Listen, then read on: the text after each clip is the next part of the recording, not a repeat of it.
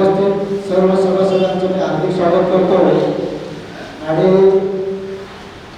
आजच्या सभेला आपण सुरुवात करूया. कारण आपण त्यांचा टायमिंग दिला होता, आजच्या पावसाच्या वेळेला आहे एक आपण अर्धा तास लेट करून आपण आता सुरुवात करूया.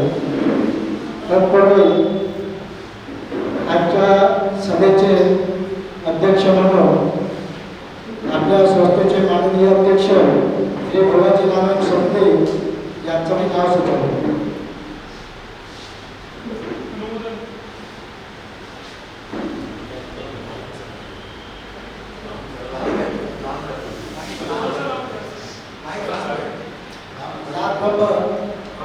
नागब्रह्म भगवती गौरवणी हाऊसिंग सोसायटीतर्फे पुन्हा एकदा उपस्थित सभासदांचे मी हार्दिक स्वागत करतो आणि आजच्या सभेला आपण अध्यक्षांच्या परवानगीने सुरुवात करू. आजची आपली तातडीची सभा आपण आयोजित केलेली आहे. त्याचं मी सर्क्युलर म्हणजे परिपत्रक वाचून दाखवतो. जावळ क्रमांक 248 5/11/2021 तातडीची सर्वसाधारण सभा. उपरोक्त संस्थेच्या सभासदांची तातडीची सर्वसाधारण सभा रविवार दिनांक 14/11/2021 रोजी दुपारी 3 वाजता डॉक्टर बाबासाहेब आंबेडकर सभागृह राजनगर जवळ नारासोपारा पूर्व येथे संस्थेचे माननीय अध्यक्ष श्री भोलाजी नारायण शिंदे यांच्या अध्यक्षतेखाली सभा आयोजित करण्यात आली आहे. तरी सर्व सभासदांनी वेळेवर उपस्थित राहावे ही विनंती. सभेपुढील विषय संस्थेच्या इमारतीच्या पुनर्विकासासाठी PMCची नियुक्ती करण्यासाठी विशेष सूचना. जनसंख्याभावी सभा तहकूब झाल्यास ती सभा त्याच ठिकाणी अर्ध्या तासानंतर मूळ विषय प्रतिक्रियेवरील विषयाचा विचार करण्याकरता बरी. त्या सभेस जनसंख्येचे बंधन राहणार नाही. 2. परिपत्रक क्रमांक जावळ क्रमांक 241 नाम सोसायटी दिनांक 1/9/2010 विषय क्रमांक 8 सभासदांनी स्वतः हजर राहणे बंधनकारक आहे. प्रतिनिधी पाठवू नये. 3. ज्या सभासदांच्या नावे सदनिका असेल त्या सभासदांनी सभेस हजर राहणे. त्यांच्या प्रतिनिधी सभेस हजर राहण्यास परवानगी दिली जाणार नाही. आपल्याच नेमकी सरचिटणीस. अशा प्रकारे आपण ही आजची सभा आयोजित करण्यात आलेली आहे. तर मागची जी आपली वार्षिक सभा झाली 26/9/2021 रोजी त्याचं मिनिट वाचायचं की आपल्या त्या तातडीच्या विषयाला सुरुवात करायची.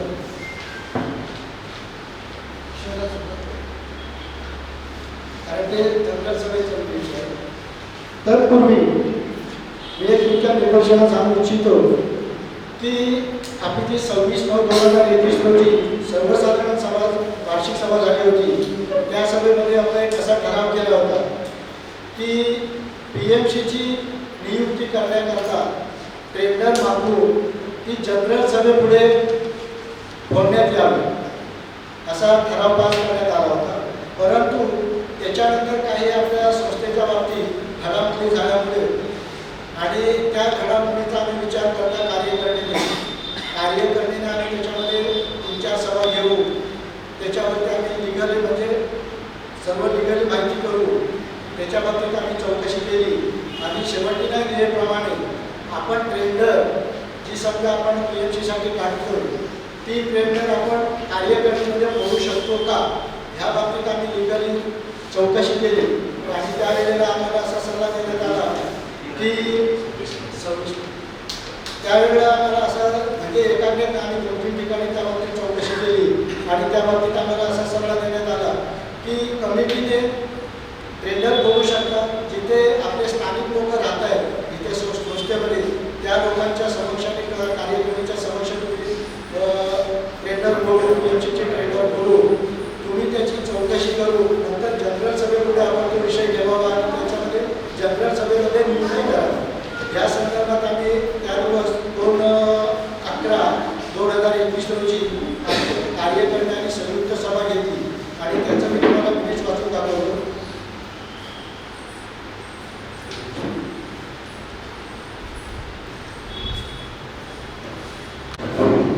नागब्रह्म भगवती हाऊसिंग सोसायटी 2/11/2019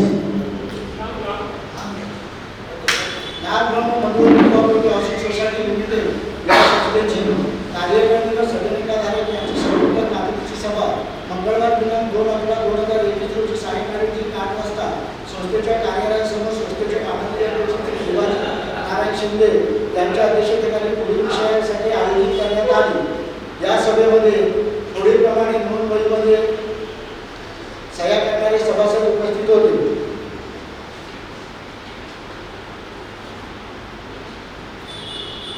त्या सभेला 44 सदस्य उपस्थित होते। सभेतील विषय दिनांक 26/9/2021 रोजी झालेल्या सर्वसाधारण वार्षिक सभेच्या ठरावानुसार पीएमसीची टेंडर कार्यकारिणीने मागवणे, परंतु टेंडर सर्वसाधारण सभेपुढे उघडण्यात येतील असा ठराव करण्यात आला होता। परंतु त्या कालावधीमध्ये वसई विरार महानगरपालिकेने स्वतः आपल्या संस्थेच्या 4 इमारतीचे टेंडर मागणी करून त्यांच्या अहवालानुसार आपल्या सोसायटीस दिनांक 13/10/2021 रोजी आपल्या इमारती C1 मध्ये धोकादायक आहे, म्हणजे C1 कॅटेगरीमध्ये कॅटेगरी C1 ची दिली होती, धोकादायक आहे व त्या 7 दिवसात खाली करा, अन्यथा धोकादायक प्रकार घडल्यास वसई विरार महानगरपालिका जबाबदार राहणार नाही असे नोटीस दिले। ह्या नोटिसांमुळे संस्थेने त्यांच्याकडे लेखी स्वरूपात वैयक्तिक भेट घेऊन सविस्तर चर्चा करण्यात आली, परंतु ते मुदत वाढवून देण्यास तयार नाही। त्यांनी दिवाळीपर्यंत आम्ही थांबू, यापुढे आम्ही दुसरी नोटीस देऊ। त्या अनुषंगाने संस्थेच्या कार्यकारिणीची सभा घेऊन जो सर्वसाधारण सभेने केलेल्या ठरावावर चर्चा करू व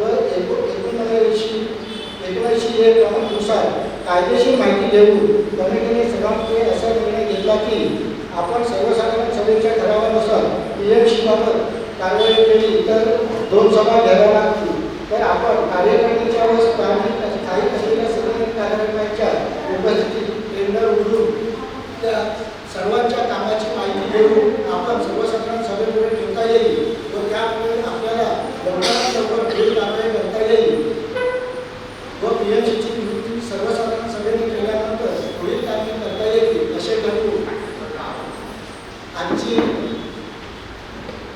आजची सभा आयोजित करण्यात आली आहे। त्याप्रमाणे स्थानिक सदनिकाधारक यांना लेखी नोटीस पाठवून व त्यांच्या सभेला उपस्थित राहण्यासाठी सह्या घेण्यात आल्या आहेत। तसेच इथे राहत नाही त्यांना व्हॉट्सअपद्वारे नोटीस पाठवण्यात आले आहे। या सभेमध्ये आलेले टेंडर सर्वात समोर उघडण्यात येतील। या सभेला 44 सभासद उपस्थित होते।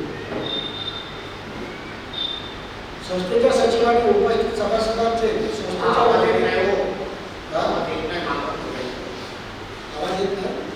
एवढा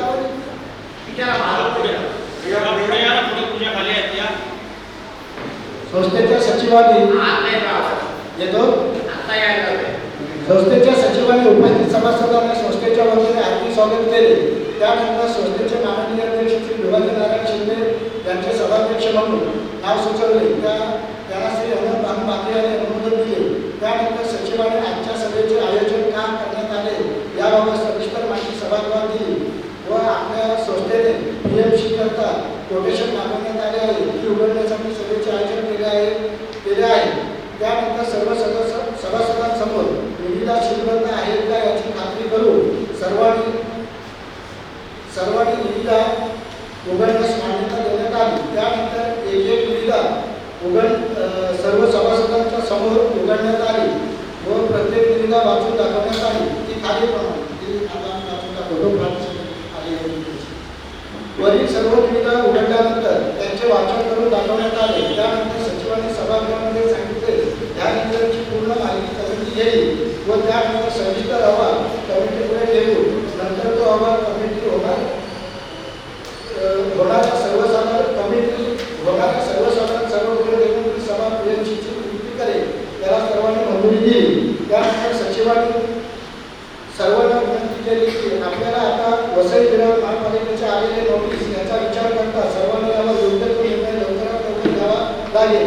त्यानंतर उपस्थित सभासदांचे आभार मानून अध्यक्षांच्या परवानगीने सभा संपण्याची आहे। अशा प्रकारे ते मीटिंग घेतलेली होती आणि ती सुविधा मिळालेली आहे त्याच्याचं वाचन तुम्हाला दाखवले पाहिजे आणि त्याच्यानंतर तुमचे म्हणजे तुम्हाला विनंती करायची आहे ती तुम्हाला ठरवायची।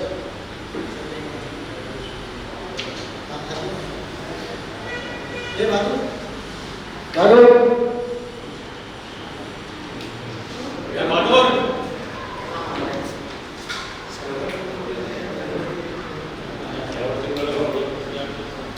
याच्यावरती कोणाला काय ऑब्जेक्शन किंवा काय बोलायचं आहे का?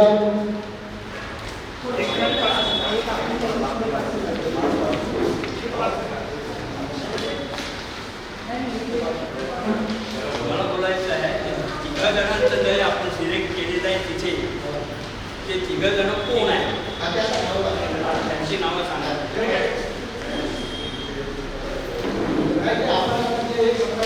जनरल सभेचा ठराव आहे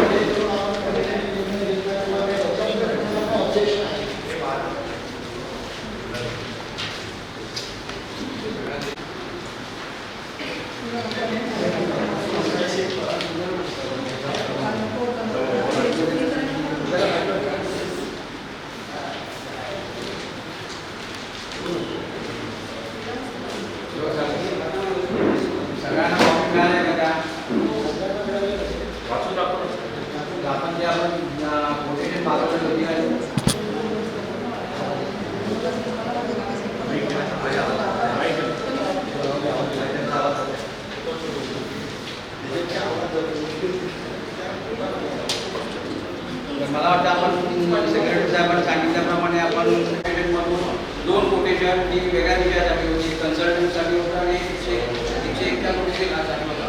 ते आपण त्याच मिटिंगमध्ये रद्द केली कारण ती या विषयाला अनुसरून नव्हती. ती कोटेशन आली त्याची आम्ही ओपन केल्यानंतर कंपॅरेटिव्ह स्टेटमेंट बनवले. कंपॅरेटिव्ह स्टेटमेंट कॉपी प्रत्येकाला आम्ही दिलेली आहे. तुम्ही तिथे तीन कॉन्ट्रॅक्टर आहेत, RNR कन्सल्टिंग इंजिनियर, नंतर RS and associates and mass engineer, म्हणजे 3 कॉन्ट्रॅक्टरची नावं आहेत. 3 ठिकाणी 3 कोटेशन दिली. त्यांनी तुम्हाला कंपॅरेटिव्ह स्टेटमेंट कोटेशन जशी कोटेशन होती त्याप्रमाणे दिले. 5 कोटेशन म्हणजे आपण ते VS लिगल असोसिएटचे आले होते 2, एक कन्सल्टंटसाठी आणि 101 आपण जे आउटलाईन कोणाला कळत नाही तुम्ही माईकवरती बोला ना. ऐकायला येत नाही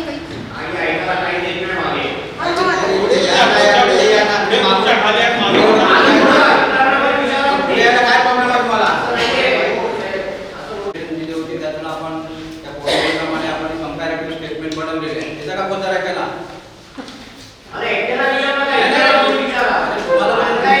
तुम्ही सांगितलं आवाज ऐकायला येतं, तुम्ही शेवटी म्हणताय तुम्हाला ऐकायला आलं नाही.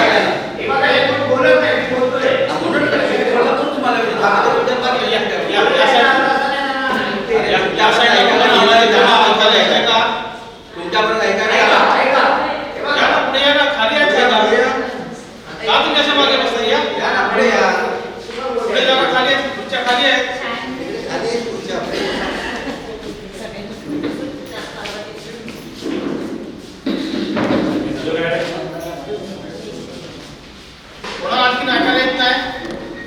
त्यांनी या पुढे या पुढे तुमच्या खाली आहे. कन्सल्टिंग इंजिनियर, दुसरा आहे RS अँड असोसिएट, तिसरा आहे मास इंजिनियर. तर पहिल्यांदा त्यांनी पॉईंट वाईज त्यांनी रेट दिले सगळ्यांनी. कोटेशन प्रमाणे आम्ही आपण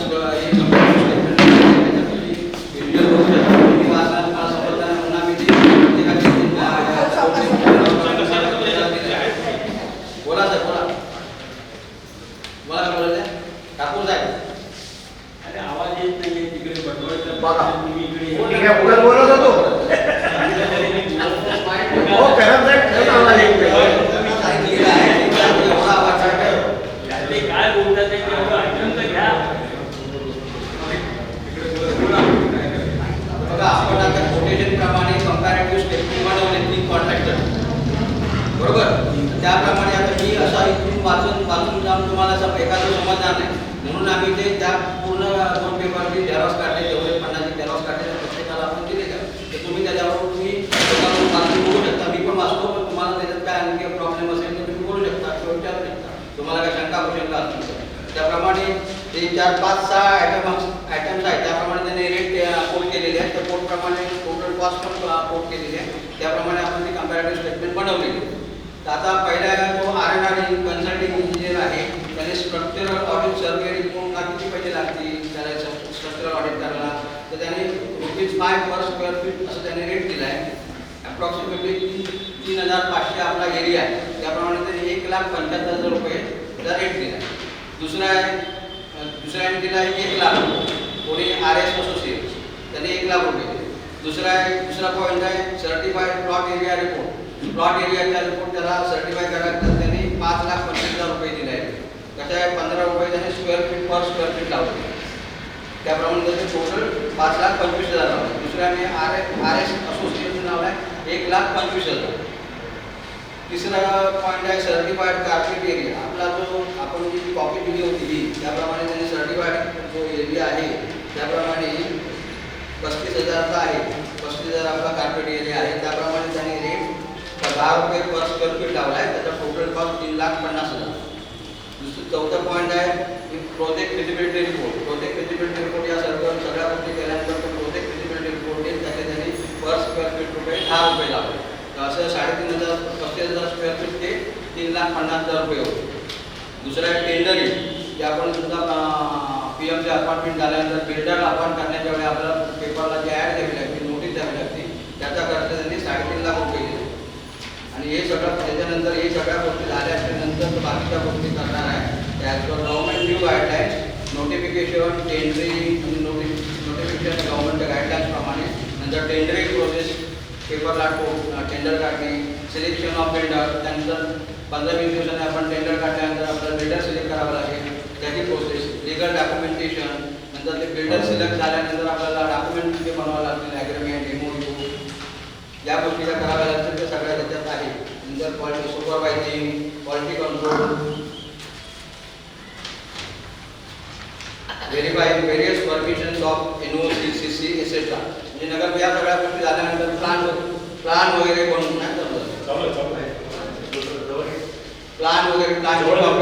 प्लानची कॉपी वगैरे बनवून त्यानंतर नगरपालिकेमध्ये ते अप्रूव्ह करणं. त्यानंतर ती नगरपालिकेमध्ये अप्रूव्ह झाल्यानंतर CC घेणं. इथपर्यंतची कामं जी असतात ती PMC करते बिल्डरच्या थ्रू.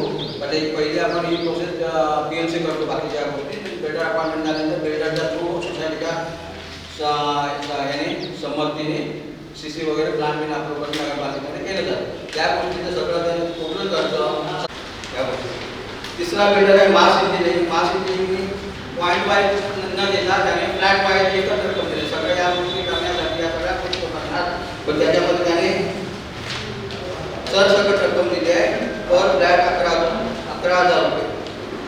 11,000 रुपये पर फ्लॅट, 92 फ्लॅट्स. असं त्याने टोटल 10,12,000 दिला आहे. टोटल त्याचा खर्च CC.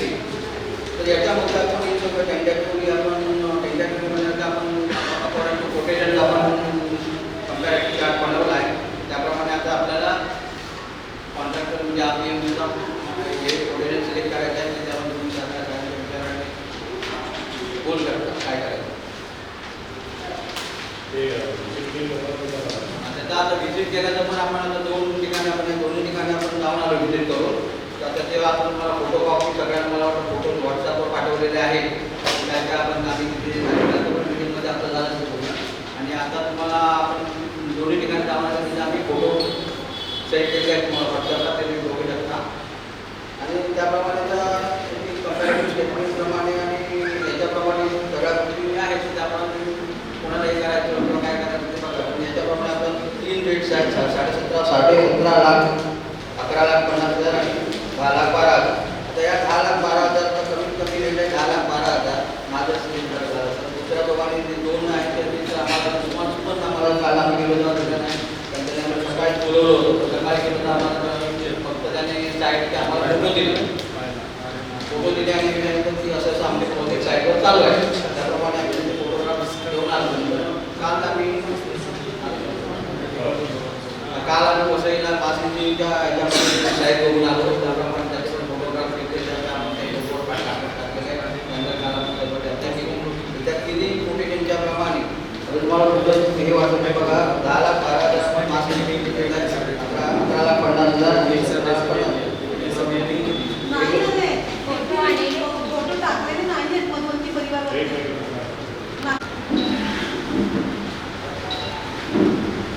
दादा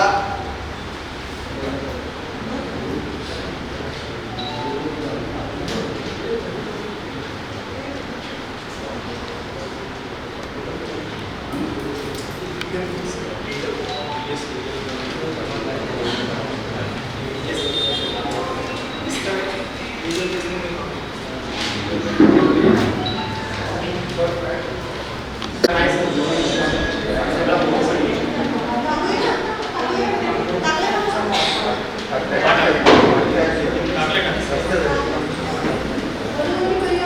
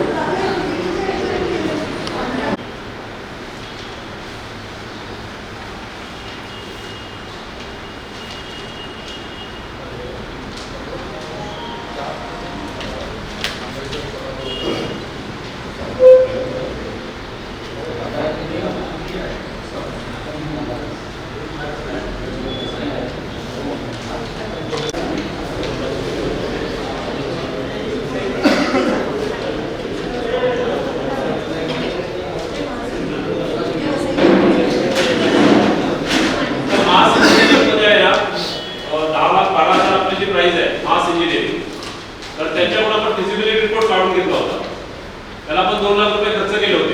रिपोर्ट पीएमसी ने काढायचा असतो, तो आपण अगोदर काढलेला. त्यासाठी आपण पहिली किंमत मोजलेली आहे, ती किंमत त्याच्या अकाउंटमधून कॅन्सल होईल. मग 8 लाख होणार, 8 लाख होणार ना. हो. त्याला तसं नाही, कोणीही केलं तरी 2 लाख कमी होतील त्यांचे. कोणीही केलं तरी. आता मला विचारायचं होतं की हे 3 कोटेशन तुम्ही उभे राहून बोलू नका. नाही म्हणजे 3 कोटेशन हे करून पॅटर्न तुम्ही आता जाऊन प्रत्यक्ष राहू दे. प्रत्यक्ष जाऊन पण तुम्ही असं म्हणजे सर्वे केला असेल किंवा तिकडे तुम्ही माहिती घेतली असेल. आता तुमच्या ऑब्झर्वेशनमध्ये तुम्हाला तर काही असं जाणवत असेल, सगळे आपण जाणून तर तिकडे बनवू शकत नाही. तर ह्या 3 याच्यामध्ये कुठलं सिलेक्ट करायचं किंवा काय असेल तर कारण तिघांची माहिती पाहिजे ना, कारण मास इंजिनियर आणि तो दुसरा RNA हे असं त्याच्यात तिघांची तुम्ही इन्फॉर्मेशन घेतली. तिघांची घेतली. आणखी कोणाला काय बोलायचं? म्हणजे काय एका टायमाला बोलायचं? त्याच्याबद्दल जर सांगाल का प्लीज. 11,000 रुपये. कारण मी जी इन्क्वायरी केलेली आहे, मी यांनाही बोललेलो आहोत शिंदे साहेबांना की बरेच जण येतेही नाही. मग काय काय? हे 11,000 रुपये जे लावलेले आहेत तर ते पर फ्लॅट 92 इंटू म्हणजे 10,10,000 टोटल 11,000 रुपये घ्यायची गरज नाही आहे, द्यायची गरज नाही आहे. दुसरं कोणाला काय? नहीं, मास में ना वर्क क्या क्या काम करना वो स्पेसिफाइड नहीं पूरा clear है. है. केवल यहीं पे लिख दिया. प्राइस का पहले डिटेलिंग है उसमें इंडिकेटर है उसमें है. नहीं, तो उसको भी ऐसे जैसे इसका डाला आपने RNR कंसल्टेंट का वैसा बराबर है. उसको ये डाला. उसने क्या किया, तो ये है ना, ये सब उसने कम ये एक ही रेट डाला. ये किया नहीं ना, वो सब टोटल ऐसा ये इसका अलग ऐसा नहीं लगा. ये सब उसमें है. पर फ्लॅट दे रहे. हाँ, बाकी लेकिन कल को डिनाई भी कर सकते हैं ना, मेरे स्कोप में ये काम नहीं था, इसके लिए अलग से चार्ज लगेगा. उसके लिए कौन जिम्मेदार है? क्या जैसे मास इंजीनियरिंग आज लिख दिया ना, ऑन इंक्लूसिव भी नहीं लिखा हुआ कि सारे काम मैं करूँगा, ऐसा भी नहीं कहीं लिखा है. केवल लिखा है 11,000 पर फ्लैट ऑल फेस 1. अभी मधुबंती में तो फेस 1 फेस 2 है नहीं, मधुबंती तो एक ही है. तो अभी फेस 1 कहाँ से आ गया? यहाँ पे आर इंक्लूडेड. अगर उसको काम जैसे आपने किया, जैसे RNR का वेरीफाई किया, जैसे स्पेसिफाई किया है, तो मास का भी तो ऐसे होना चाहिए कि इस काम के लिए इतना मांग रहा है, इतना ये डिस्काउंट दे रहा है. RNR का भी तो अगर रेट हाई है, काफ़ी हाई है, उससे अच्छा तो RS एसोसिएट. इसका ऑफिस कहाँ पे है? वसई में या नाला सोसाइटी? दहीसर बोल रहे हो. RS एसोसिएट उसका भी रेट अच्छा है, लेकिन अभी मास का वर्क स्पेसिफाइड इसमें नहीं है. आपको दिया होगा तो इसमें भी होना चाहिए, लेकिन किस प्रकार से उन्होंने दिया मी बोलले ना मगाशी तुम्ही ऐकलं. तुम्ही बोलताय. Guidelines, notification, feasibility, tendering process, certified area carpet area report, block survey, feasibility report, tendering preparation, क्या ये चीज़ें सब ये सब उसमें आए एरा का. तो इसमें ये इतना सब प्रॉब्लम नहीं था. एक 11,000 रुपया लगाया. इसने जब एक का सेपरेट आया दोनों इसने और इसने, तो इतना सर्वे करने का इतना 5 रुपये लगाएगा. सर्टिफाइड एरिया का 15 रुपया लगेगा. बाकी उसने सर्टिफाइड कारपेट एरिया का 10 रुपया लगेगा. बराबर. प्रोजेक्ट फिजिबिलिटी रिपोर्ट का 10 रुपया लगेगा. बाद में वो टेंडरिंग प्रोसेस का 10 रुपया लगेगा. ऐसा उसने वो इसने ले लिया सब में जो इतना भी काम करने का ये उसका सब प्लान वाइज एक क्या आ गया. ऐसा हो जाए इसके वजह से लीगल वाला नहीं रहेगा मास में. लीगल जो लीगल डॉक्यूमेंट बनाएगा उसका है ना. क्या आप लोग BS लीगल को अलग से हायर कर रहे हैं? यस तो परफेक्ट है, उसमें सेंटर नहीं किया उसने. नहीं, वो तो केवल लीगल के लिए है, बाकी किसी ये जो आप क्या आते हैं हाँ सर, मैं देखा इसमें ना जैसे देखिए RNR का है और इसका RS एसोसिएट्स का, इसमें सारी चीज़ें लीगल के लिए भी खास करके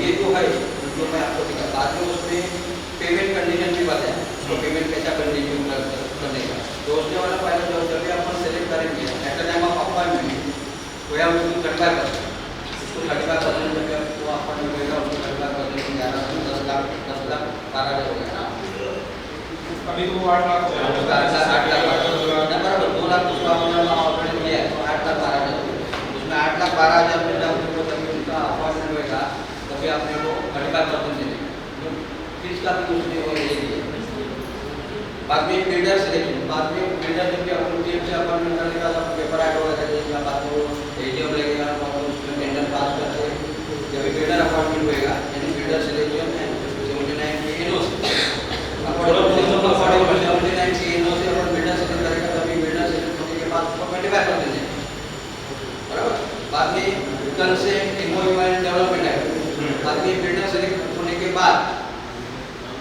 developer society end individual land owner उनका अपना अलग अलग एग्रीमेंट बनेगा टैप आता है उसका वो टैप 20% हमको पेमेंट बाद में लास्ट आफ्टर 60 बाद में वो डेवलपमेंट एग्रीमेंट पास और बनने के बाद प्लान करेंगे बिल्डिंग प्लान के बिल्डर से तक बन गया प्लान करेंगे बाद में वो प्लान अप्रूव होने के बाद 60 अप टू 60 अपने को मिलने के बाद अपने को 20% सीसी और अप्रूवल का तो बिल्डर का काम है ना ये तो पीएमसी का नहीं ना वो पीएमसी करके बिल्डर के साथ अपने साथ बिल्डर के साथ करके वो सब प्लान है हम लोग पहले करेंगे बिल्डर के साथ बैठ के करेंगे ये जगह की है इतना इतना बनेगा प्लान क्या बनेगा अपने को दिखाएंगे अपन एप्रूव पहला करना होगा कि अपने को विजिबल है कि कमिटी वाले नहीं मतलब हम लोग सिर्फ कंस्ट्रक्शन में जा रहे हैं नहीं रीडेवलपमेंट में जा रहे हैं तो रीडेवलपमेंट में जब जाएंगे तो बिल्डर डिसाइड करेगा बिल्डर पीएमसी अपना है हेलो पीएमसी अपना है पीएमसी डिजाइन बनाएगा आर्किटेक्ट अपना डिजाइन बनाएगा उसके बाद में बिल्डर को आप कॉल करेंगे पहले बिल्डर को ना कॉल कर सकते आप आपका जो अभी एरिया है ना आपके एरिया के हिसाब से डिजाइन बनाएगा 79 के हिसाब से बस आपको डेवलपमेंट में जाना है वो बस आपको पीएमसी अपॉइंटमेंट करना है हाँ मैं समझा देते उसके लेकिन जो प्लान अप्रूवल का काम जो बिल्डर आएगा ठीक है 92 फ्लैट होना चाहिए अभी मान लो जिसका जैसा एरिया अभी यहाँ पे 2.5 जैसा है या 3.5 अभी तो हमको ये भी नहीं पता कि हमको कितनी FSI मिलेगी अगर 4 मिलेगी अगर 4.4 FSI मिली तो अपने को सभी फ्लैट ओनर्स को 100 स्क्वायर फीट बढ़ा के मिली हर जगह का अगर 4 अगर 2.5 FSI मिली एज पर जैसे उस दिन वो इंजीनियर साहब आए थे बता रहे उस हिसाब से जैसे छोटी रोड है तो 2.5 तो 7 गाड़ी से ज़्यादा तो बनेगा नहीं तो उसमें अपने को कम एरिया मिलेगा 75 मिलेगा या 50 स्क्वायर फीट ज़्यादा से ज़्यादा बढ़ा के जिसका जो एरिया उससे 50 से 60 स्क्वायर तो मैं वही कह रहा हूँ कि वो सब काम तो बिल्डर को भी तो सुटेबल होगा तभी तो बिल्डर आएगा नहीं क्या है तो बिल्डर भी अपने हिसाब से चीज़ें देखेगा कि हाँ 7 मिलेगा टावर में बाहर में बैठेगा कैसे क्या करना हाँ वही इसलिए तो वो प्लान तो बिल्डर बनाएगा ना नहीं बिल्डर कैसे बनाएगा आर्किटेक्ट बनाना पीएमसी वाला बनाएगा बिल्डर के साथ अपने के साथ बैठ के बिल्डर थोड़ा प्लान बनाता है आर्किटेक्ट प्लान बनाता है लेकिन बिल्डर ही अपार्ट जो ऑफिस का होता है वही प्लान बनाएगा नहीं बिल्डर नहीं बनाते बहुत 79 ए के हिसाब से बिल्डर ये जो है ना पीएमसी अपन अपॉइंट करते वो पीएमसी सब करते बिल्डर क्या मालूम है अगर आपको बिल्डर के साथ जाना है तो 79 ए लेना वगैरह कुछ नहीं रहेगा उठो और बिल्डर के पास जाओ बिल्डर क्या देगा वो ले लो और फिर घर पे बैठो और 79 ए के हिसाब से आपको पीएमसी अपॉइंट करना है तो स्टेप बाय स्टेप जाना है इधर ना आपको किधर फंसे वो आपका मैं आप जो बोलते हैं पीएमसी सब आर्किटेक्ट करके प्लान बना के बिल्डर को टेंडर अपन निकालेंगे एक प्लान का अपना ये हमारा मतलब रिक्वायर है एरिया का तो सब लोग अपन कोटेशन क्यों मंगाते हैं जो हमने टेंडर में भरा है टेंडर जो अपन यूज करते तो उसमें जो आपको परवट है तो टेंडर पीएमसी क्या करेगी, अपना सोसाइटी के साइड बैठ के तुमको क्या मांगता है, ये अपना ऐसा डिजाइन आ सकता है, 7 माले का बिल्डिंग बैठ सकता है, इसका ये डिजाइन है और ऐसा ऐसा एरिया मिलेगा, आपको पसंद है क्या, पहला कमेटी एजेंट को पूछेगा पीएमसी, उसके बाद टेंडर निकलेगा, टेंडर निकालने के बाद जो बिल्डर को पसंद है कि ये अपन दे सकते हैं तो कोटेशन करेगा। पीएमसी टेंडर स्टडी करेगा। पीएमसी का काम क्या होता है, सोसाइटी एंड बिल्डर के बीच में मीडिएशन रखना चाहिए, बराबर, ठीक है। बराबर। तो अगर सोसाइटी की साइड से पीएमसी को हम लोग सीसी दे रहे हैं ना, ताकि बिल्डर कोई इधर उधर ना करे, बराबर, ठीक है। अब बिल्डर को अगर आप अपॉइंट करोगे, आप ही प्लान अप्रूव अपने हिसाब से कर दोगे तो कोई बिल्डर नहीं आएगा ना, वो बिल्डर को अपना देख के अपने हिसाब से बना के आएगा ना, ये रूल रहेगा ना। मैं वही कह रहा हूं, पीएमसी का काम इतना ही होता है, बिल्डर अपॉइंटमेंट के बाद दोनों काम को देखिए, जो अगर गलत बोला है तो हमको सब पता है कि भाई बिल्डर आपका ये गलत कर रहा है, आपको जो करना है आप करिए। लेकिन क्या जो प्लान भी सब है वो सब पीएमसी देगा बिल्डर, ये ऐसा ऐसा प्लान में बैठना मांगता है, विजिबिलिटी रिपोर्ट बनाया, विजिबिलिटी रिपोर्ट बना अभी तो बनाया, क्या मिलेगा, बना के दिया है, मालूम नहीं कि पड़ा। इधर रिडेवलपमेंट हो सकता है कि नहीं, इसलिए अपन विजिबिलिटी रिपोर्ट निकाला 2 लाख का। अभी उसने क्या बताया कि अकॉर्डिंग टू रोड आपको जैसे बताया 2.5 एकड़ से मिल सकता है, 2.5 के हिसाब से आप लोगों को 60-70 स्क्वायर फीट का मिल सकता है, बराबर। वो हिसाब से वो प्लान बनाएगा, वो हिसाब से जब भी अपन टेंडरिंग प्रोसेस करेंगे, बराबर है, तो अपने को वो हिसाब से 2.5 के हिसाब से अपन 1 एकड़ का ऑलरेडी यूज किया है, अभी 1.5 एकड़ का एक्स्ट्रा मिलेगा अपने को, तो वो हिसाब से वो प्लान 7 माले का समझो बैठ सकता है, 2.5 के हिसाब से 7 माले तक भी जा सकता है। तो 7 माले में कितना एक फ्लोर पे कितना फ्लैट रख सकते हैं, कितना एरिया का रख सकते हैं, वो अपना पीएमसी आर्किटेक्ट जहाँ तक मैं जानता हूँ पीएमसी ये सब काम आपका मेडिएशन कर सकता है, लेकिन वो अप्रूवल आपके लिए नहीं लेगा। अप्रूवल की कॉस्ट आप समझ रहे हो, कम से कम करोड़ अप्रूवल का कॉस्ट देगा बिल्डर अपॉइंटमेंट के मैं वही तो कह रहा हूँ कि मेडिएशन का काम करेगा ना कि वो सीसी वो अप्रूवल लेके आए। वो जो है अपने को पीएमसी का क्या काम है, जब तक अपने को सीसी नहीं मिलता है, बरोबर है, बिल्डर के पास लेके सीसी पास करके अपने हाथ में देगा, उसके बाद अपन रूम खाली करेगा, बरोबर है, तब तक पीएमसी का काम रहता है। तो पीएमसी और बिल्डर जो सब लोग करोड़ रुपए 10 करोड़ 15 करोड़ को डालने का वो बिल्डर डालेगा, क्योंकि उसको ये काम करने का है, तो रोज करके पीएमसी अपने को सीसी देगा। सीसी के बाद है ना, सीसी के बाद जो काम है बाकी का बिल्डिंग का डिमोलिशन है, बाकी सब वो बिल्डर करेगा, बराबर।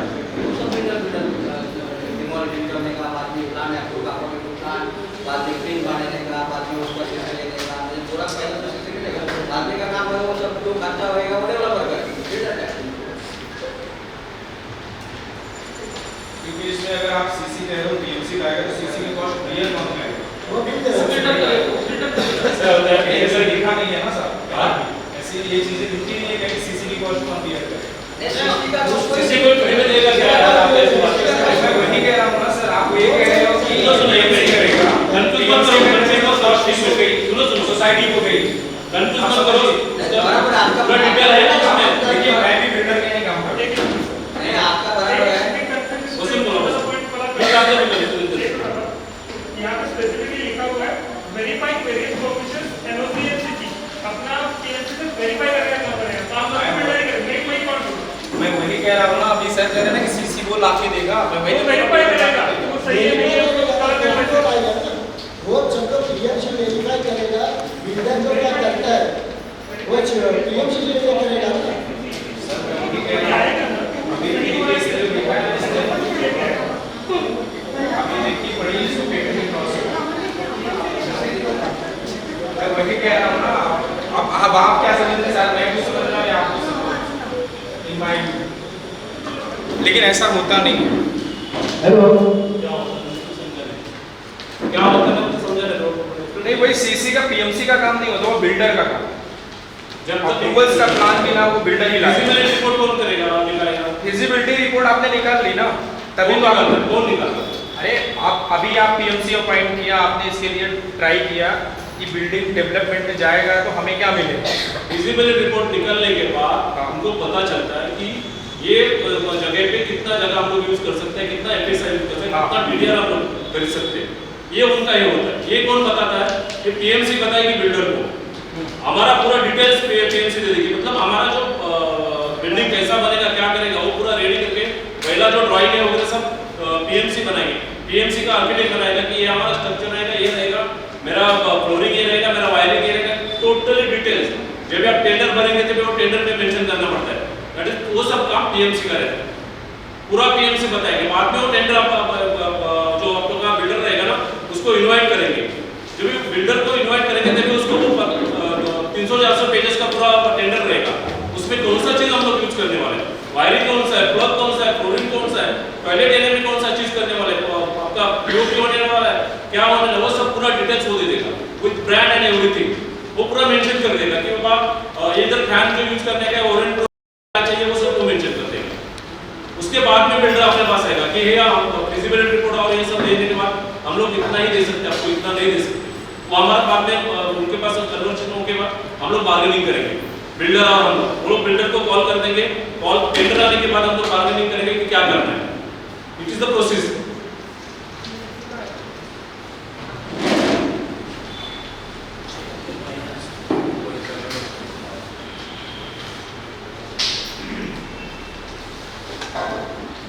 दुसरं काय कोणाला विचारायचं आहे? बॉन्ड एक्झिक्यूट होणार ना PMC बरोबर. येस येस मी तुम्हाला म्हणतोय की हे 11,000 कशाचे तुम्ही देत आहात ते मला समजा. हा, एक आता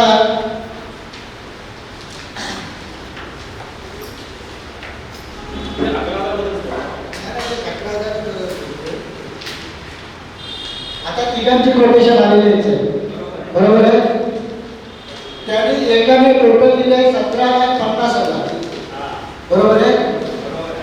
दुसऱ्याने दिले 11,50,000 या कामाची पीएमसी, आणि तिसऱ्याने दिले 10,12,000, म्हणजे 11,000 पर फ्लॅट 10,12,000 होतो, 10,12,000. आणि ह्याची जर आपण टोटल काढली तर 12,000 ते 13,000 पर्यंत जाते जास्त पर फ्लॅट. आता मुद्दा काय येतोय की हे 11,000 न देता आपल्याला काही पीएमसी जी आहे ते देतात आहे, तुम्हाला सर्व्हिस द्यायला तयार आहे.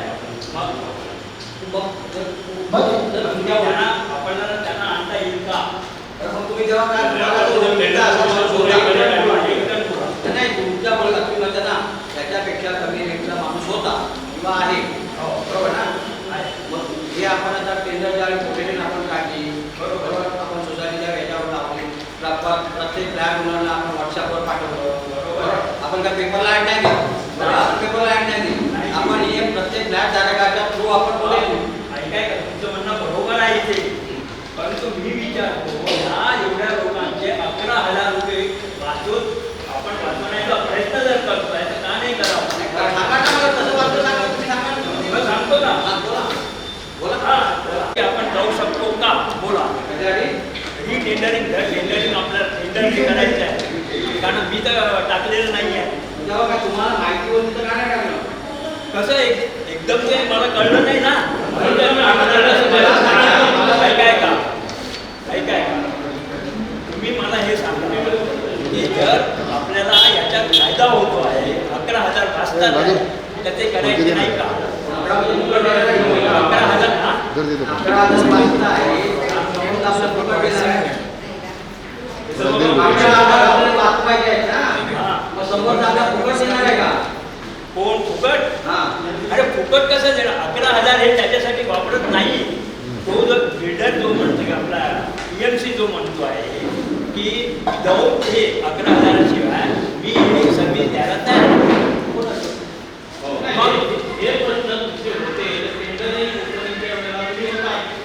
बरोबर आहे.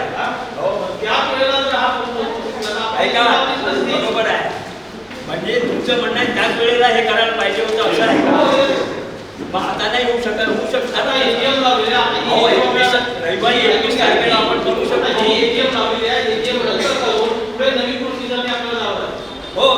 त्याच्यामध्ये आणखी 2-3 महिने जातील. त्याच्यामध्ये आणखी 2-3 महिने जातील. 2-3 महिने कसे 7 दिवसाचा प्रश्न येतोय. तुम्ही एक विचार करा ना, 26 तारखेला तुम्हाला हे मिळत आहे, तुम्ही करू शकता. फक्त तुम्हाला ते 11,000 देतात. आता हे 11,000 ऐका, ऐकून घ्या. हा मासवाला कोण आहे याचं नाव नाही सांगितलं तुम्ही. हे तो नाव नाही सांगितलं तुम्ही. मेंबर सांगितले, असोसिएट सांगितले. आता पहिलं तुम्हाला सांगितलं ना, पहिलं की हे सर्वांना क्लिअर करायचं, सर्वांना कळलं पाहिजे. इंजिनिअरिंगनी 17,50,000 हे मला कळलं हो, याच्यानंतर कळलेलं आहे. आता तुम्हाला आम्हाला त्यांचे नाव पाहिजे बोला. हे नावं नाही आहे, हे त्यांचं असोसिएशनचं इनिशिएट काय आहे ते मला सांगा प्लीज. इनको ये जो कंसल्टेंट है उनके नाम चाहिए, नाम चाहिए. बंदे का नाम, कंपनी का नाम नहीं, बंदे का नाम चाहिए कि उसका हेड. मास इंजिनिअरिंग म्हणजे कोण? मास इंजिनिअरिंग म्हणजे कोण? मास इंजीनियरिंग का ओनर कौन है? कोण आहे?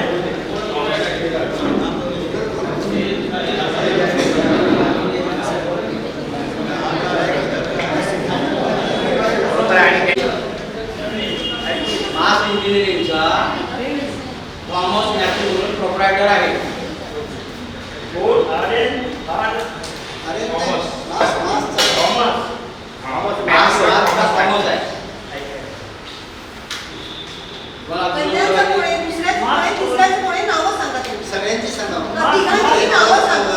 पहिल्याचं नाव काय आहे, दुसऱ्याचं काय आहे, तिसऱ्याचं काय, confusion नाही.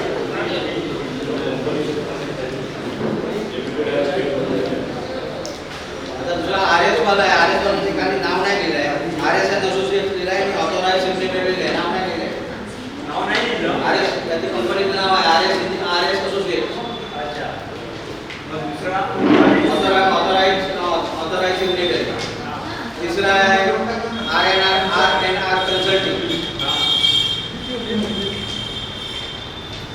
त्याचा शांतीलाल पोपट आहे. R&R कन्सल्टिंग इंजिनियर शांतीलाल पोपट.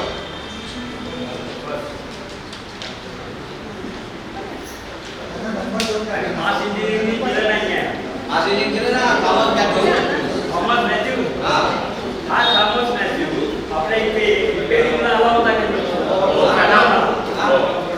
आपल्या इथे रिपेअरिंग करायला हा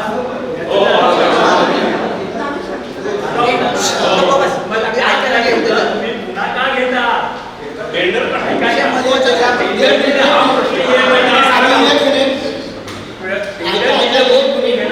दोन मिनिटं ऐका. अजून आपण सिलेक्ट केलेलं नाहीये. ऐका, आपण अजून सिलेक्ट केलेलं नाहीये. बरोबर आहे. जर तुम्हाला AGM ला जर हे जर पसंत नसतील, टेंडर कॅन्सल करा सगळी. बरोबर आहे. टेंडर कॅन्सल करा, नवीन मागवा. नहीं, मार्क्स के साथ आगे जरूर दो लोग हैं, उनसे बात कर सकते हैं. मार्क्स को भी अगर उनको दिक्कत है तो मेरा प्रीवियस उसका आणि सर्वसाधारण आले पाहिजे. आणि ज्या वेळेला टेंडर पास करतोय किंवा नामंजूर करतोय सगळी, ते कोणाकोणाला पसंत आहे ते सगळ्यांनी हात वर करा. आपण हात वरती करा. मास टेंडर पूर्ण बात करायचे. सगळी टेंडर. नहीं, सभी टेंडर क्यों? अगर उनको केवल मास से दिक्कत है तो सारे टेंडर को क्यों कैंसिल कर रहे हैं? जो टेंडर में नहीं हो सकता है, हाँ? जो टेंडर में नहीं, कम से कम 79 हे प्रमाणे 3 टेंडर बनते हैं. अरे ठीक है, 3 टेंडर तो अपने पास है ना. पसंद करना ना करना हमारा काम है. तो उसमें 3 टेंडर तो ऑलरेडी अपने पास है. पसंद कर रहे हैं. आप दूसरा किसी को पसंद कर रहे हैं. ये तो कॉमर्स का आया है तो आपका बिजनेस बजट आया है कि नहीं? एज पर टेंडर कॉमर्स का कम बजट आया है. हाँ. उसमें साथ जा रहा है. उसका हम लोग 7 प्रोजेक्ट देगा. ठीक है. वो जो लोकली काम कर रहा है यहाँ पे, जो बागेश्वरी वाला बाजू में काम कर रहा है, वो भी वो कर रहा है. ऐका, लोकली त्याचा टच चांगला है. उसका लोकली टच अच्छा है कि जो इधर का जो परमिशन लेना है तो किससे क्या करना है, उसका लोकली टच अच्छा है. ये भी ध्यान में रखो. और आने वाला GHP है 2 सोसाइटी में उन्होंने ले ली है. ये उनका रेफरेंस है. वो 11,000 रुपये उनको भी लगा, अपने को सबको लगा रहा है 11,000 रुपये. वो उसका वो प्लस पॉइंट है. मतलब आप ये कहना चाहते हो कि अगर उस इंसान ने बीच में काम छोड़ के भागा है फिर भी उसको देने का काम केलं कंपनी डेवलपमेंट काम केलं ना. त्याच्यासाठी ते ऑब्जेक्शन देत आहेत. टेंडर लागवलं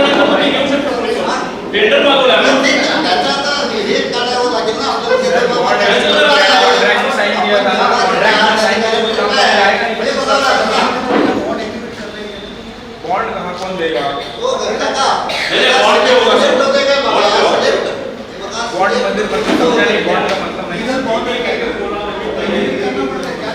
हाँ लोगों को बोला है, एक महीना साइन बोला तुम्ही सगळं करा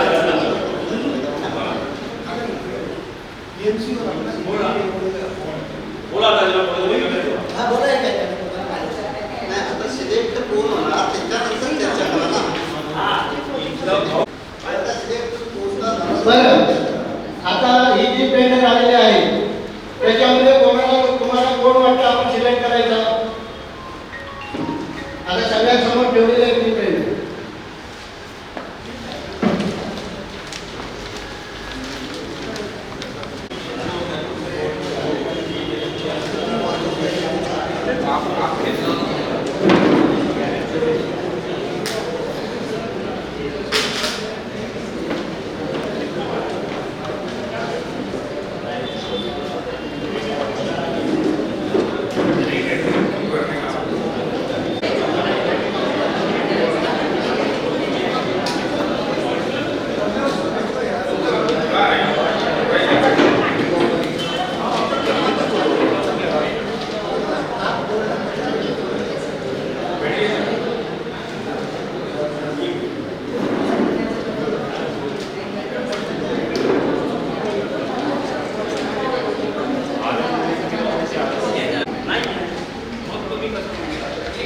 रेट का छोड़ दीजिए रेट का रेट हम नहीं देख रहे हैं हम ये जैसे आप ये बोल रहे हो आपको मास 300 आज मास नहीं चाहिए क्योंकि ये आदमी आया था यहाँ पे और भाग गया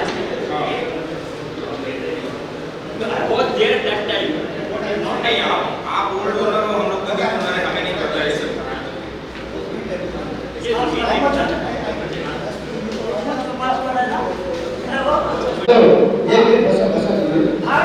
अरे ऐका बसा तिथे मला काय म्हणायचं तुम्ही आम्ही याच्या पुढे टेंडर ठेवलेले बरोबर आहे आम्ही जी कमिटीने ज्या काही चौकशी केलेली आहे 2 महिन्यामध्ये त्या कमिटीमध्ये आपलं ठरलेलं आहे बरोबर आहे कोणाला सिलेक्ट करायचं काय करायचं ते शेवटी एजंटचा निर्णय आहे जर तुम्हाला कोणाला काय पसंत करायचं असेल तर तुम्ही निर्णय घेऊ शकता फक्त एक जो कमिटीने निर्णय घेतलेला आहे आणि त्याला जर तुम्ही जर अपोज जात असाल आणि जर होत असेल तर आम्ही तिन्ही पदाधिकारी राजीनामा देतो कारण आम्हाला जे 2 महिने आम्हाला जो त्रास झालेला आहे आणि का जे झटतोय ते आम्हाला तिघांना किंवा आमच्या कमिटीला माहिती आम्ही तिघेही पदाधिकारी जर तुम्हाला आणि जो कमिटीने जो निर्णय घेतलेला जर तुम्हाला पसंत नसेल कारण कमिटी जो निर्णय घेतो तो सगळा विचार करून घेतो कारण लोकेशनमध्ये स्थानिक ठिकाणचं कोण बाहेरच्या त्या एरियातला कोण ह्याचा आणि इकडचे जे वातावरण आहे ह्या दृष्टीने तो सगळ्याचा विचार करण्याची करते 92 सभासदांसाठी आणि तो जर तुम्हाला जर योग्य नसेल आम्ही त्याच्यावरती हे नाही की तुम्ही कॅन्सल करा किंवा घ्या तर नका त्याचा माझा प्रश्न येत नाही तो तुमचा इश्यू आहे परंतु जर का आम्ही कमिटीने निर्णय घेतलेला जर तुम्हाला पसंत नसेल तर आम्ही आता ह्या क्षणी ही एजीएम आहे आम्ही राजीनामा देतो याच्यापुढे कारण का आम्हाला अखेरची रात्रभर झोप लागत नाही कारण ही नोटीस हे आल्यापासून आम्ही काय दिवसाची रात्र करतो ते आम्हाला माहिती आहे काय आणि ते आम्ही जे काय करतो ते आम्ही लिगली सगळं चौकशी करून शेवटी प्रमाणे आम्ही सगळे निर्णय घेतो सगळ्या कमिटी समोर शेवटची लाईनीप्रमाणे कारण आम्हाला उद्या सकाळी जर एखादा बिल्डर जर सगळं आपल्याला फसवलं किंवा कोणी जर काय केलं तर उद्या सकाळी आपल्याला कोर्टामध्ये कोणी हे केलं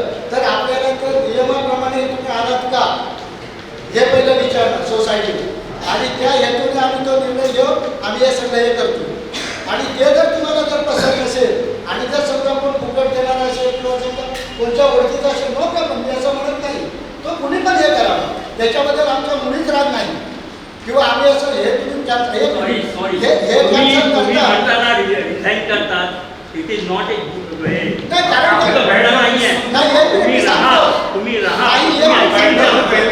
हे मी सांगतो मी कारण काय डिझाईन काय करतो, जर समजा आम्ही पुढे आता अजून बिल्डर पण नेमलेला नाही आहे, बरोबर आहे, डिसिजन कोण पहिले घेणार आहे, कमिटी घेणार आहे. जी सगळी चौकशी करून कमिटी घेणार आहे. तुम्हाला 92 सभासदांना माहिती नसतं की तो बिल्डर काय आहे आणि काय तो. कमिटी त्याची चौकशी करणार, तुमच्या समोर ठेवणार, कारण त्याला कमिटी पण तुम्ही रिस्पॉन्सिबल आहे कुठल्याही गोष्टीला ज्यावेळेला निर्णय येते त्यावेळेला. तर आज आम्ही ते आजूबाजूने चारही बाजूने चौकशी करू, कोणाला सिलेक्ट करायचं, का करायचं, कोणाचा रेट कसा आहे, काय आहे, ह्या आम्ही चौकशी करतो. असं नाही की आपल्याकडे पैसे झाले, पैसे काढायचे ना द्यायचे, उतरायचे असा प्रश्न नाही. परंतु आपल्याला एक तांत्रिक ठरवा नगरपालिकेचे. उद्या सकाळी काय झालं, आज तुम्ही म्हणाल नाही आता कॅन्सल करूया, आपण पुढची प्रोसिजर करूया, मान्य आहे, असं म्हणत नाही, करूया, पण त्याला आणखी 2 महिने जाणार त्याच्यामध्ये. कारण 7-7 दिवसाचा अवधी, आज समजा टेंडर आल्याच्या नंतर 7 दिवसाचा अवधी, तातडीमध्ये 7 दिवसाचा अवधी, त्याच्यानंतर परत बिल्डिंग आणून 7 दिवसाचा अवधी, त्याच्यानंतर परत तेवढी प्रोसिजर करणं त्याला परत 3 महिने PMC नेमून ठेवा, म्हणजे जाणार मे ते जून. आणि जूनपर्यंत जर बिल्डिंगचं काय हे झालं तर तोपर्यंत आपण बिल्डरच्या ताब्यात नाही दिल्या तर उद्या सकाळी जी काही परिस्थिती आहे, आता जी परिस्थिती जी बिल्डिंगची आहे, ज्या वेळेला तर बघा BMCचे टेक्चरल ऑडिट आले होते, मी स्वतः प्रत्येकाच्या रूममधून गेलेलो आहे. काय काय रूमची अशी परिस्थिती आहे की रात्री झोपायची पण मुश्किल आहे. प्रत्येक फ्लॅट ओनरला सांगितलं की तुमची जी पडझड झालेली आहे ती तुम्ही स्वतः करून घ्या, कोण दाद देत नाही. परवाच्या दिवशी संध्याकाळी 5 वाजता आलो तेव्हा वरून ते ह्याचा सध्याचे स्लॅब कोसळला, येनमध्ये स्लॅब कोसळला, मला झोप लागली नाही. मला पोरगा म्हणतो बाबा काहीतरी पडलंय खाली, जाऊन बघतो ते वरून ते स्लॅब पडलं. उद्या त्याला जिम्मेदार कोण, कमिटी का राहील. तर ह्या गोष्टी आम्हाला शक्य होणार नाही. आम्ही एक तर लिहितात उद्या सकाळी आम्हाला जर आड्या टाईमच्या काळात आम्ही बनवतो तुमच्या सोसायटीची कामं नाही. कमिटीचं म्हणणं असं आहे का त्याने करावं त्याला त्यावर कमिटी राहणार असं तुमचं म्हणणं आहे. लोकांना विचारा. तुमच्या म्हणण्याचा उद्देश असा आहे जे त्याला केलं काम तर आम्ही बसू नाही आम्ही तसा मोरे असं काय झाला मोरे साहेब तसा अर्थ नाहीये. बोलण्याचा तसं नाहीये, तसा अर्थ तुम्ही वेगळा अर्थ काढताय, वेगळा अर्थ काढ त्याला द्या असं म्हणायचं नाही. नाही त्याला अर्थ माणूस काढतो जसं वेगळ्या विचाराने काढतो तसा अर्थ नाही. तुम्ही त्याला ठेवा म्हणजे आम्ही राहतो असं काही नाही, त्याला ठेवा आम्ही जातो असं काही नाहीये. त्याला ठेवायचं असेल दुसरी कमिटी आपण करा, त्यानंतर तुम्हाला त्याला ठेवायचं तर आणखी कोणा ठेवा, काही फरक नाही पडत. आम्ही आता केलेला जर लोकांना जर पसंत नसेल, आम्ही जे काही काम करतो आहे ते लोकांना पसंत नसेल, आम्ही कमिटीमध्ये सरपंचमध्ये डिसिजन घेतलं का त्याला रात्री पण मिटिंग लावली, त्याच्यानंतर याच्यावर चर्चा झाली, त्याच्यावर चर्चा झाली असंच निर्णय झाला की याला आपण घेऊया म्हणून. आता कमिटीने निर्णय घेतला जर एजीएमला पसंत नसेल तर मग एजीएममध्ये बसून ही सध्याची एकट्रेसची कमिटी बसून काय उपयोग. मास इंजिनिअरचा सोडा, मास इंजिनिअरचा सोडा. एक जण आहे का कमिटीच्या म्हणण्याप्रमाणे त्याला दिलं थोडंसं आहे का आम्ही तो जर अटक करून गेला आपण ठरले कमिटीच्या काय बोलणार ते बाकीचे लोक कसं देणं त्याचं काय होईल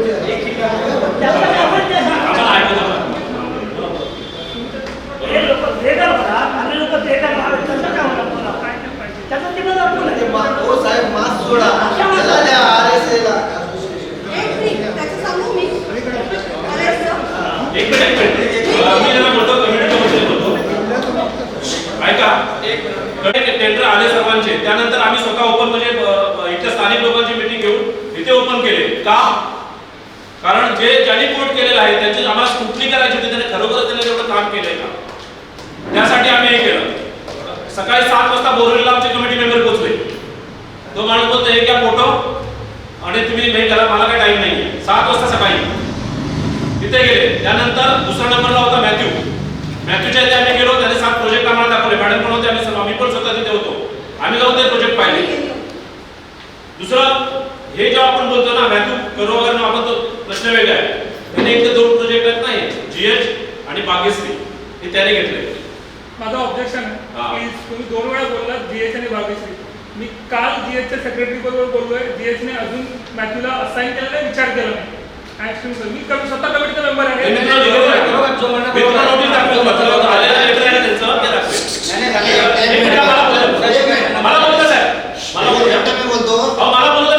मॅथ्यू आहे ना, मॅथ्यू हा त्या सोसायटीला काम केलेलं नाहीये. आपली सोसायटी किंवा सभासद तुला का नको म्हणतात याचं कारण का अगोदर शोधा.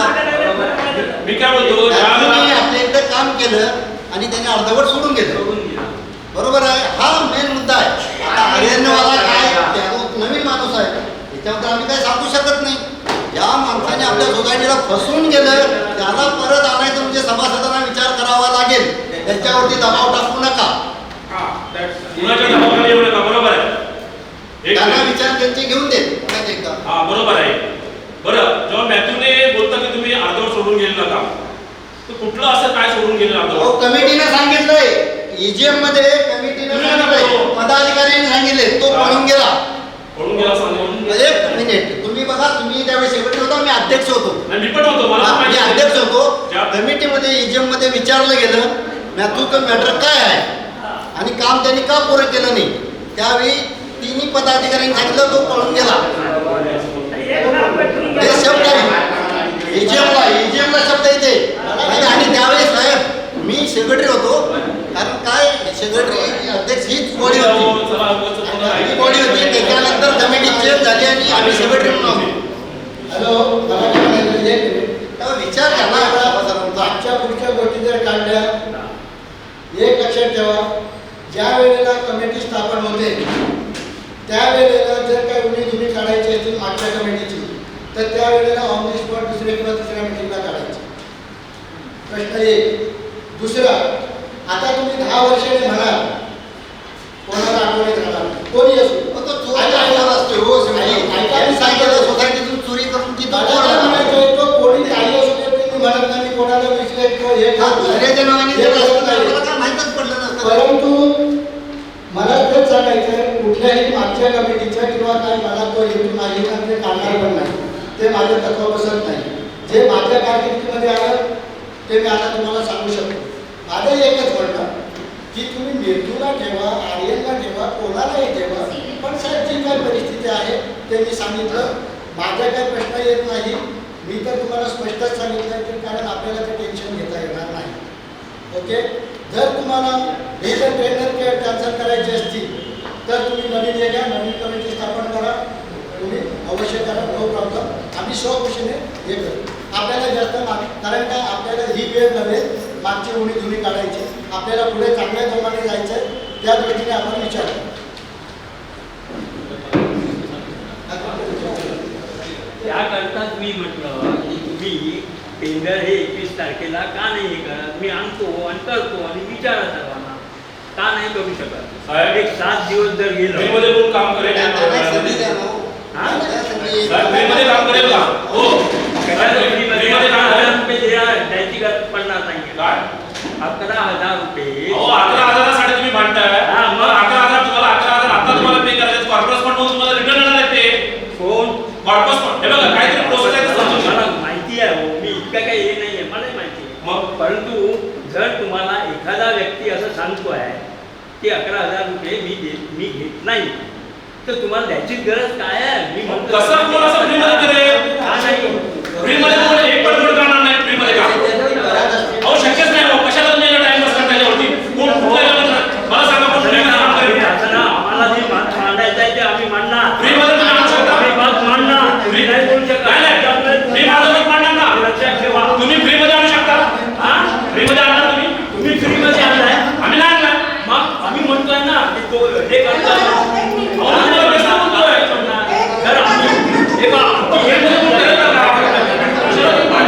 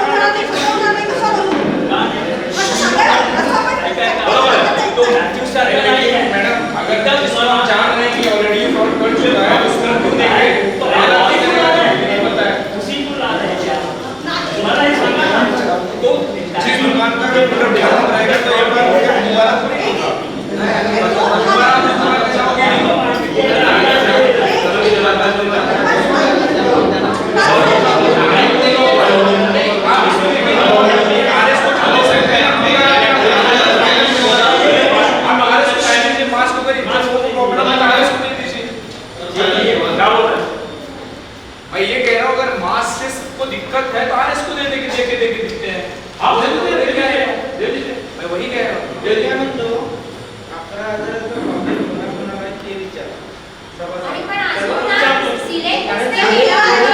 तुम्ही 11,000 actually अजून आपण सिलेक्ट नाही केलं. मग प्रश्न तुम्ही दुसरा केला तिथेही आपल्याला पे करावं लागतं. 11,000 मध्ये 2 लाख नाही केलं. आपलं सिलेक्टच नाही.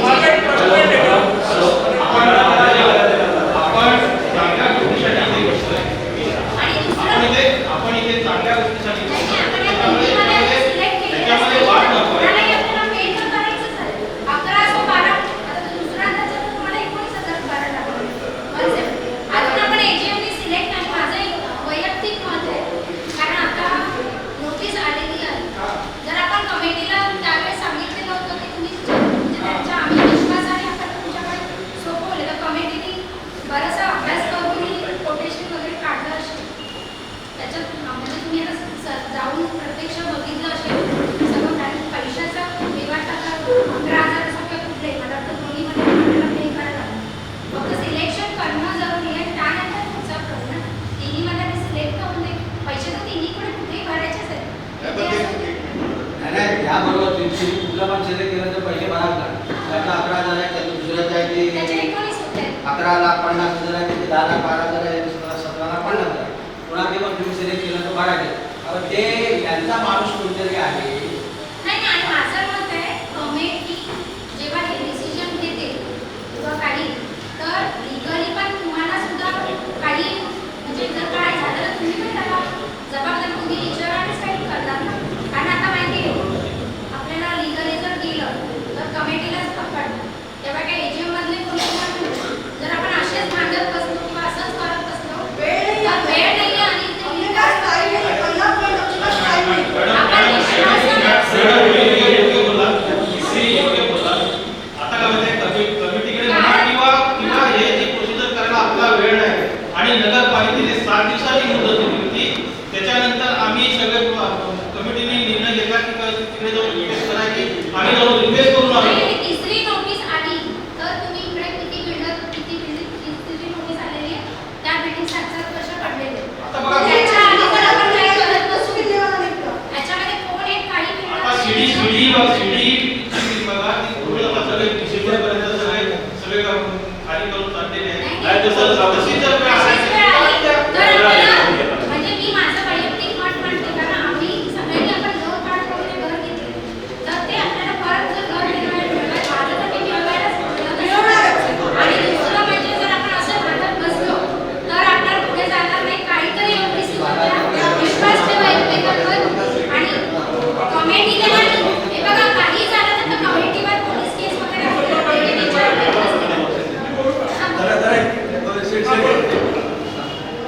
कमिटीने तिघांपैकी एक जर सिलेक्ट केलाय तो का सिलेक्ट केला आपण प्रश्न विचारला तो का विचारा ना त्याचं उत्तर मागा तुम्ही 2 मिनिटं का सिलेक्ट केला त्याचं उत्तर मागा मग तुम्हाला कळेल. सिलेक्ट का नाही आहे हे बघा कमिटी मॅथू केला त्याच्याबद्दल काय नाही आहे पण मॅथूने इथं चूक केलेली आहे म्हणून आज लोक बोलतात नका त्याला आता मॅथूच्या ठिकाणी दुसरं कोटेशन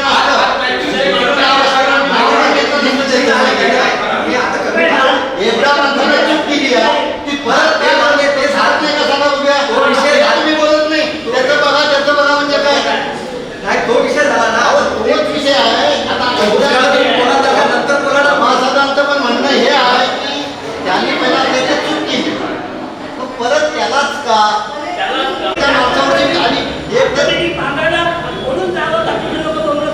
अरे अच्छा ठीक है आप मास को क्यों सेलेक्ट कर रहे हो आप वो भी आप बता दीजिए क्यों सेलेक्ट कर रहे हैं मास को ही क्यों देते हैं अब आप वो भी बता दीजिए हो सकता है लोगों को कुछ आए अभी देखो मास के ऊपर किसी को जो ओल्ड ओनर है उनको तो ट्रस्ट नहीं होगा मुझे तो पता भी नहीं है कि मास नाही बरोबर तुम नाही आहे तो आप बता दीजिए कि बेनिफिट उसको लाने से क्या होगा ये आप बता दीजिए